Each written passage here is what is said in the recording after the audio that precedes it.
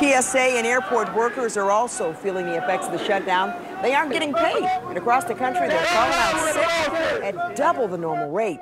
Today, contract workers at BWI Airport held a rally asking for better pay and working conditions, but also in solidarity with TSA workers demanding lawmakers to get the government back open.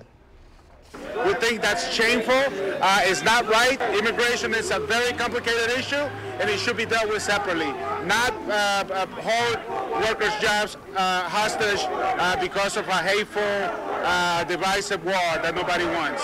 Now, overall, about 800,000 government workers haven't been paid since the shutdown, but they will get paid once it's over. President Trump signed a bill that would allow them to get back pay. An end to the shutdown, though, doesn't seem like it's going to happen anytime soon. The president is persistent on getting funding for a border wall. Democrats insist they won't budge until the government reopens.